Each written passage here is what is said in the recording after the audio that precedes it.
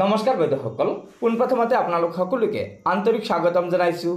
বাইদেউসকল, আমাৰ অসম ৰাজ্যিক অংগনবাড়ী কৰ্মী আৰু সহায়িকা সন্থাৰ আহ্বান মৰ্মে ৰাজ্যৰ অংগনবাড়ী কৰ্মী আৰু সহায়িকাসকলে যি অসহযোগ কাৰ্যসূচী চলাই আহিছে, সেই অসহযোগ কাৰ্যসূচীৰ ওপৰত আমাৰ ৰাজ্যৰ এজন প্ৰকল্প বিষয়াৰ গুৰুত্বপূৰ্ণ মন্তব্য আমাৰ হাতত আহি পৰিছে।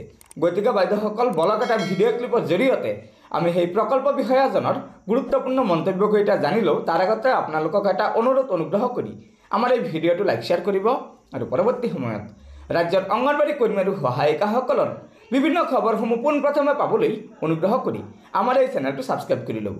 গতিকে বলক আমি আগবাঢ়ি যাওঁ। মহললৈ পৰাতকৈ মই দিয়ে যাবলৈ হয়তো দায়িত্বলৈ প্ৰভাৱ কৰি দিব। কামনা কৰোঁ আপোনালোকৰ এই যিটো ন্যায্য দাবী চৰকাৰে মানি ল'ব, তাকে আশা কৰিলোঁ। হ'ব,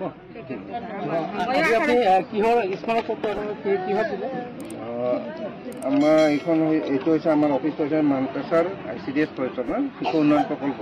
মই তাৰ CDPO হয়। গতিকে আপোনালোকে হয়তো অৱগত, আজি যিহেতু সদৌ অসম অংগনবাড়ী কৰ্মী সন্থা সহায়িকা আৰু কৰ্মী সন্থাই আজিৰ পৰা এই ধৰ্ণা কাৰ্যসূচী লৈছে আৰু অফিচে ধৰ্ণা কাৰ্যসূচী ৰূপায়ণ কৰি আছে।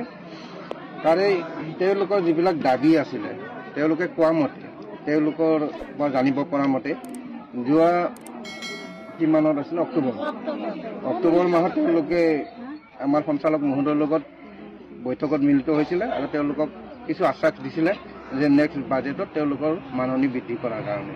এতিয়া তেওঁলোকে খুব হৈছে যে যোৱা বাজেটত তেওঁলোকৰ এই বিষয়টোলৈ কোনো আলোচনা নহ'ল।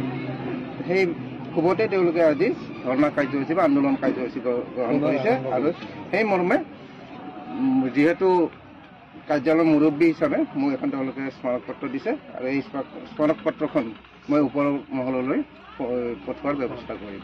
গতিকে বাইদেউসকল, এয়া নিশ্চয় আমাৰ ৰাজ্যৰ অংগনবাড়ী কৰ্মী আৰু সহায়িকাসকলৰ বাবে এটা অত্যন্ত গুৰুত্বপূৰ্ণ খবৰ। সেয়েহে আপোনালোকে এই ভিডিঅ'টো লগৰ বান্ধৱীসকলক শ্বেয়াৰ কৰি আজিৰ এই গুৰুত্বপূৰ্ণ খবৰটো জনাই দিব আৰু পৰৱৰ্তী সময়ত ৰাজ্যৰ অংগনবাড়ী কৰ্মী আৰু সহায়িকাসকলৰ বিভিন্ন খবৰসমূহ পোনপ্ৰথমে পাবলৈ অনুগ্ৰহ কৰি আমাৰ এই চেনেলটো ছাবস্ক্ৰাইব কৰি ল'ব। গতিকে আজিৰ ভিডিঅ'টো ইয়াতে সমাপ্ত কৰিলোঁ। ধন্যবাদ। জয় অসম।